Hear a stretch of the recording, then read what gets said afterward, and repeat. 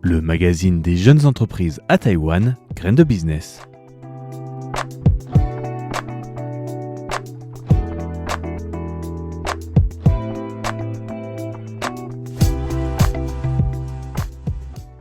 Bonjour et bienvenue chers auditeurs et auditrices de Radio Taïwan International. Vous êtes en compagnie de Valentin Floquet pour un nouvel épisode de Graines de Business.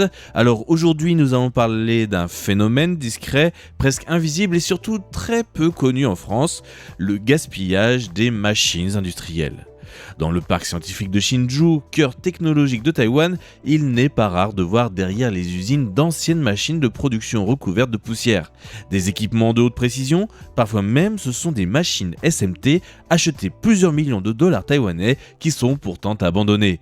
Pour rappel, la technologie de montage en surface, le SMT, est une technologie innovante qui a transformé la façon de monter les composants électroniques sur les circuits imprimés, ce qu'on appelle les PCB.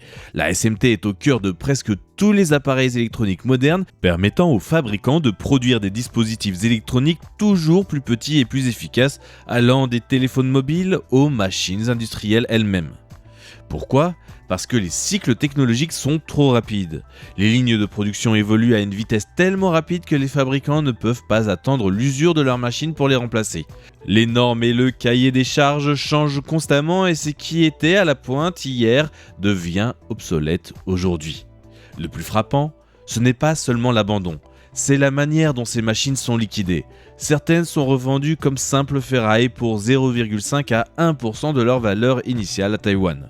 Autrement dit, une machine achetée 5 millions de dollars taïwanais, soit environ 145 000 euros, peut être cédée pour à peine 25 000 à 50 000 dollars taïwanais, soit environ de 725 à 1450 euros.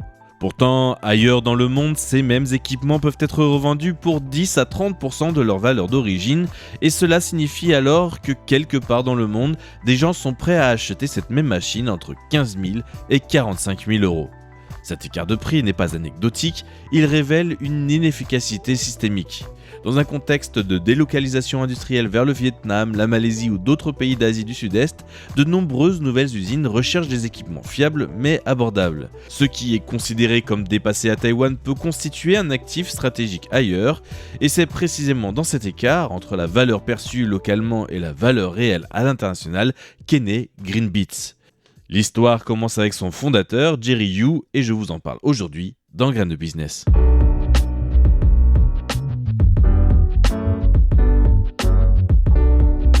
Et c'est en 2005, bien avant Greenbeats, que l'histoire que je vous raconte aujourd'hui, celle de Jerry Yu, commence.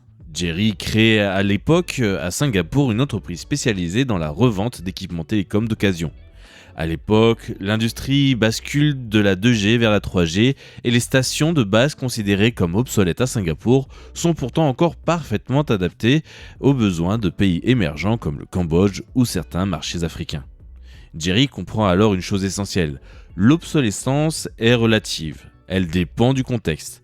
Pendant plus de 10 ans, il développe cette activité dans plus de 30 pays. Il construit un réseau international, comprend les mécanismes de logistique transfrontalière, apprend à évaluer la valeur résiduelle des équipements techniques. Et en 2018, cette première entreprise est revendue. Quelques années plus tard, alors qu'il passe davantage de temps à Taïwan pour s'occuper notamment de sa mère vieillissante, il retrouve un paysage familier. Celui des usines modernisées, des machines inutilisées et toujours le même schéma de destruction de valeur. Mais cette fois, le marché a changé. Le modèle traditionnel de négoce d'équipements d'occasion repose sur des équipes d'ingénieurs, des entrepôts coûteux, une gestion logistique complexe et un travail commercial intensif.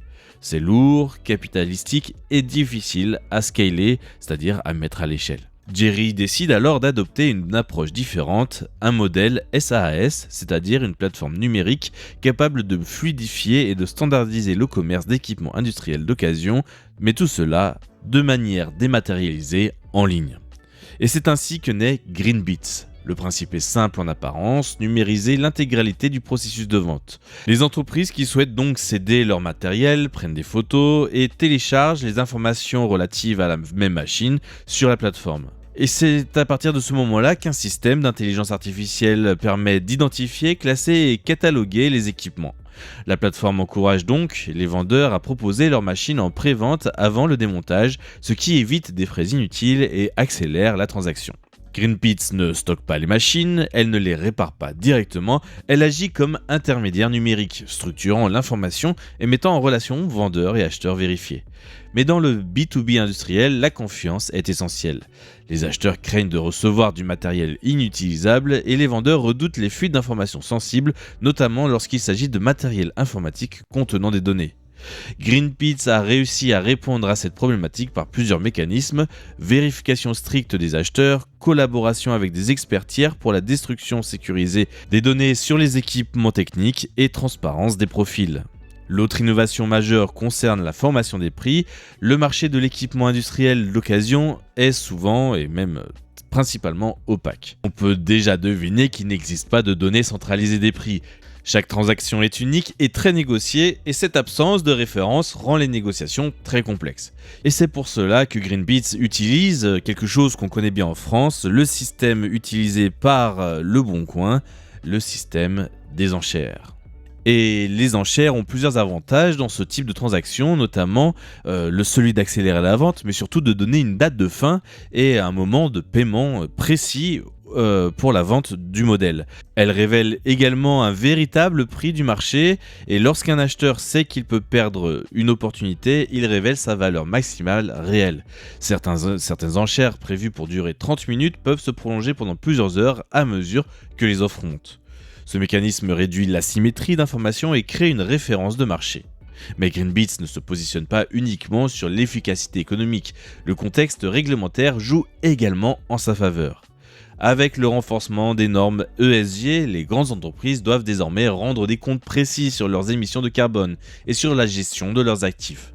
Détruire une machine encore fonctionnelle a un coût environnemental, alors que la revendre et prolonger son cycle de vie permet d'éviter des émissions liées à la fabrication d'un équipement neuf.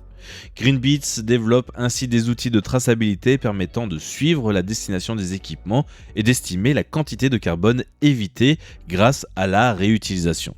Cette dimension devient donc stratégique pour les grandes entreprises et lui donne en tout cas une réelle valeur ajoutée, alors qu'elles doivent publier des rapports de plus en plus précis et détaillés sur la durabilité de leurs actifs. Le contexte géopolitique renforce également la pertinence du modèle. De nombreux fabricants taïwanais déplacent leur capacité de production vers l'Asie du Sud-Est et cette recomposition des chaînes d'approvisionnement crée une double dynamique. Des équipements disponibles à Taïwan et une demande croissante dans les pays d'accueil, et Greenpeace se situe donc à l'intersection de ces flux. Aujourd'hui, la start-up se trouve à un stade de croissance structurée, elle développe ses outils technologiques, renforce ses partenariats industriels et élargit son réseau d'acheteurs internationaux. Le défi n'est plus seulement de prouver la viabilité du modèle, mais de standardiser le marché à grande échelle. L'ambition est claire, devenir une infrastructure mondiale du commerce d'équipements industriels d'occasion. À long terme, Greenpeace pourrait intégrer davantage d'analyses prédictives, utiliser les données accumulées pour affiner les estimations de valeur résiduelle ou proposer des solutions de financement adaptées aux acheteurs émergents. L'entreprise pourrait également étendre son modèle à d'autres catégories d'actifs industriels, au-delà de l'électronique et des télécommunications, qui sont les modèles de prédilection du créateur Jerry Yu. On peut dire au final que l'histoire de Greenpeace rejoint quand même celle de l'entrepreneuriat en général, avec un fond, une transformation plus large, une réelle proposition pour un besoin qui n'existe pas. Pendant longtemps, la modernisation industrielle a signifié remplacement. On remplace l'ancien par le nouveau, on a les moyens pour le faire dans le monde de l'électronique, donc on jette et on reconstruit. Mais dans un monde contraint par les ressources, par le climat et par la pression sur les coûts, cette logique devient de moins en moins soutenable. Greenpeace propose une autre vision, considérer l'équipement industriel comme un actif global dont la valeur ne disparaît pas parce qu'il change de pays ou de contexte. L'économie circulaire n'est pas seulement un concept écologique, elle peut devenir un modèle d'affaires rentable, et dans un parc industriel comme Hsinchu, une machine oubliée derrière une usine peut sembler n'être qu'un vestige du passé, et pourtant, à des milliers de kilomètres, elle peut être la pièce manquante d'une nouvelle ligne de production et d'un nouveau projet entrepreneurial. Entre ces deux réalités, il existe un pont, et ce pont, c'est Greenpeace qui veut le construire.